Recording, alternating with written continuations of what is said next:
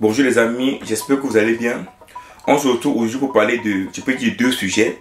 On va d'abord parler de la CPI qui a condamné Netanyahou, le premier ministre israélien, et également son ministre de la Défense Gallant, pour crimes contre l'humanité. Bon, dit condamner c'est trop dit, hein, mais le procureur a demandé au juge effectivement de condamner Netanyahou et son ministre de la Défense pour crimes contre l'humanité et pour crimes de guerre. Pour une fois que la CPI prend une décision qui est un peu bien, qui est un peu logique, ça c'est très bien. Mais également la seconde chose qu'on va parler aujourd'hui dans la vidéo, c'est le fait que la Norvège, l'Espagne et l'Irlande ont décidé de reconnaître la Palestine comme territoire. Ireland, Norway and Spain are announcing that we recognize the state of Palestine.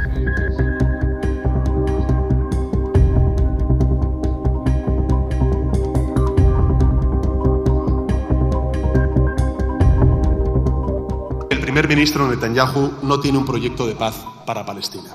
Luchar contra el grupo terrorista Hamas es legítimo y necesario después de lo acontecido el pasado 7 de octubre.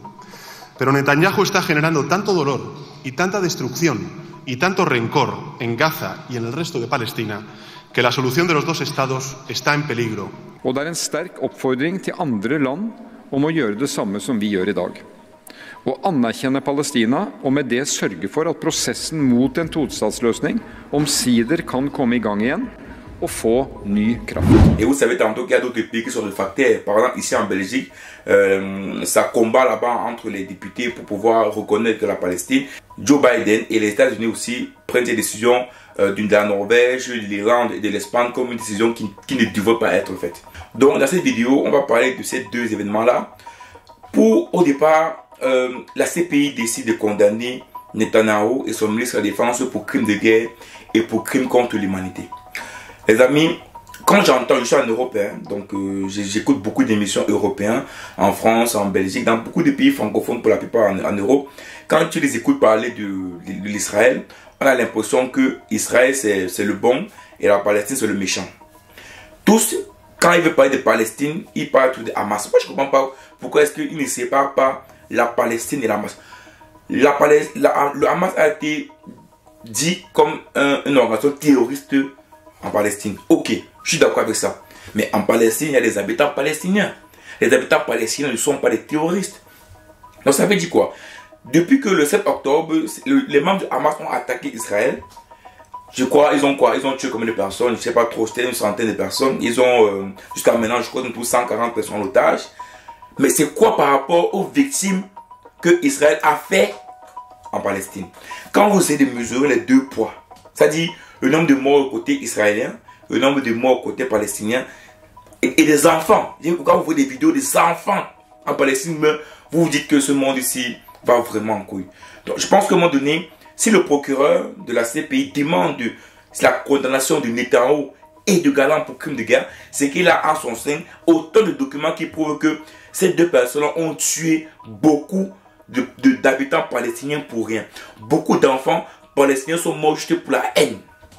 Et si c'est le cas, il faut effectivement condamner cela. Après, c'est vrai que la CPI également demande de condamner 3 chefs du Hamas, ce qui est d'abord bien, donc ce qui est moi effectivement qui sont équilibrés. C'est pas eux qui ont dit que non, Israël a fait mal, non. Également, ils ont fait qu'il y a certaines personnes du Hamas également qui ont commis des crimes de guerre et des crimes contre l'humanité qui sont également condamnés. Mais également, il faut condamner Israël parce que ce qu'ils sont en train de faire actuellement à Gaza, ce n'est pas bien. Ce n'est pas bien. Et quand je suis souvent les médias occidentaux, je me dis, mais si c'était votre pays comme ça qu'on bombardait, vous allez dire quoi? Je n'ai pas de population, je n'ai pas de population. Imaginez-vous, des fois quand il y a un conflit, on dit qu'on attaque souvent, c'est entre armées. Mais la population a quoi à voir? C'est aujourd'hui, moi je vis en Belgique, c'est aujourd'hui les députés, ou je ne sais pas, ou le premier ministre belge essaie de, amener la Belgique en guerre contre notre pays. Moi, habitant, ou bien les autres habitants belges, qu'est-ce qu'ils ont fait? Est-ce eux qui ont créé la guerre là? Mais non, c'est pour ça que les guerres sont toutes entre armées. Mais aujourd'hui, je pense que le procureur a en sa main clairement qui montre que Netanyahou a tué de manière volontaire, de manière réelle, tout en sachant effectivement que c'était les populations qui se trouvaient là, de manière, donc il les a tués de manière volontaire. Il savait pertinemment que c'était les populations qui étaient là-bas. Il savait ça pertinemment, qu'il n'y avait peut-être aucun membre du Hamas, mais il a quand même bombardé. Et donc, c'est pour cela qu'aujourd'hui, le procureur de la CPI demande de condamner Netanyahou également. Donc, les amis, je pense que pour une première fois que la CPI veut, bon, après, c'est le procureur. Est-ce que les juges vont le dire? On dit que ça peut être dans 1 an, dans 2 ans, dans 3 ans, que les juges peuvent juger. Donc, c'est possible donc que, même si le procureur demande ça, qu'on ne juge jamais. Et c'est ça qui sera davantage malheureux. Donc, j'espère vraiment que les juges de la CPI, eux-mêmes, avec tous les documents du procureur, qui je suppose va les remettre, eux-mêmes pourront concrètement condamner ces 2 personnes-là. Parce qu'aujourd'hui, les amis, la vie humaine est importante. Ok, le Hamas est terroriste, je suis d'accord avec ça. Mais à un moment donné, les populations du Palestine, c'est comme si on dirait qu'ils voulaient éradiquer toutes les populations. Non, les amis, on ne peut pas accepter ça. C'est pas possible. Donc je tenais à féliciter pour une fois que la CPI prend une décision qui est un peu réfléchie, qui est un peu normale et qui, j'espère que les juges vont prendre ce que le procureur, tous les documents que le procureur a en sa possession et faire de faire un jugement vraiment qui rend justice. Et donc que la France ou que les États-Unis vont s'interposer pour que on n'ait jamais une décision des juges.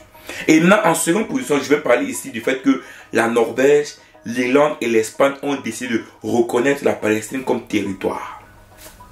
Je pense que ça, c'est encore un autre sujet qui nécessite même une vidéo de 1 heure dessus. Parce que l'histoire d'Israël et Palestine, l'histoire des territoires palestiniens qui ont été grattés au fur et à mesure, c'est une histoire qu'il faut raconter. En fait, c'est une histoire qu'il faut, je sais pas, il faut même 2 heures, je sais pas, il faut toute une vidéo longue pour raconter cette histoire-là. Mais une chose est certaine, c'est que une fois quelqu'un avait dit que si on essaie de voir réellement où les êtres humains sortent, que là où on est, là où on vit ne sera jamais le chez nous. Ça veut dire quoi? Si les Israéliens, ou bien si les Palestiniens, ou bien si les Français veulent revenir à l'époque où ils ont commencé à vivre, c'est que le territoire français ne sera jamais, peut-être pour les Français, peut-être sera pour les Africains, ou même pour les Américains, ou même pour les Asiatiques, c'est pas quoi. Donc ça veut dire que dès le moment où une population est dans un sol et on reconnaît qu'ils sont ici, il faut reconnaître le territoire. Il faut reconnaître le territoire. Et quand tu essaies de revoir l'histoire, en fait l'histoire que moi j'ai vue, ça montre que tout le territoire, il y a cela 80 ans, 100 ans, tout le territoire israélien appartient aux Palestiniens. Donc ça veut dire qu'à un moment donné, les Israéliens sont venus occuper un territoire qui ne les appartenait pas. Mais laissons même ça. Ils peuvent prendre le territoire parce qu'ils sont déjà là depuis des années. Mais pourquoi le territoire palestinien, c'est pas seulement la partie de Gaza, mais la partie de Cisjordanie également, qui est une partie également qui appartient aux Palestiniens. Pourquoi ne pas reconnaître, pourquoi les pays ne reconnaissent pas ces territoires comme des territoires palestiniens? Aujourd'hui, la Norvège, l'Irlande et l'Espagne ont fait un pas. Parce que ces gens-là, ne pas les reconnaître, c'est comme si on dit que dans cette vie-ci, mais ils n'existaient pas. Et j'espère que d'autres pays européens vont comprendre cela. Je suis encore aujourd'hui à la radio que non, le fait qu'ils ont reconnu ces territoires-là, ça va amener le Hamas à dire que voilà, il fallait attaquer Israël pour qu'on nous reconnaisse. Et que ça va favoriser le terrorisme. Donc les amis, il ne faut pas qu'on se... Normalement, cette reconnaissance-là devrait se faire depuis. Parce que les gens disent que ce n'est pas le bon moment. Le bon moment, c'est quand? Le bon moment, c'est quand? Si l'Espagne, la Norvège et l'Irlande reconnaissent ces territoires, ce n'est pas pour le Hamas. Eux savent que le Hamas, c'est une organisation terroriste. Mais c'est pour les populations palestiniennes. Donc il faut essayer de dissocier les deux. Il faut essayer de ne plus mélanger les deux. Ils ne font pas ça pour le Hamas, mais pour les habitants des Palestiniens, comme toi, comme moi, qui vivent une vie logique, qui vivent tous les jours, qui sont le matin, qui travaillent. Voilà. C'est pour eux qui le font.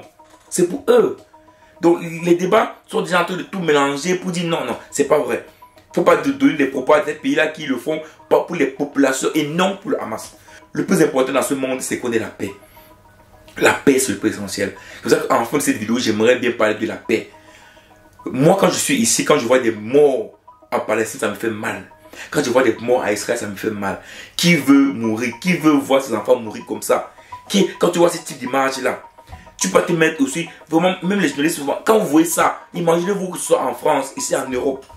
Ayez un peu pitié des populations. Ayez un peu d'humanité. Un peu seulement. Ce monde ici, tellement il y a peu d'humanité que chacun se permet de dire ce qu'il veut, faire ce qu'il veut. Et aujourd'hui, le monde va en cacahuète.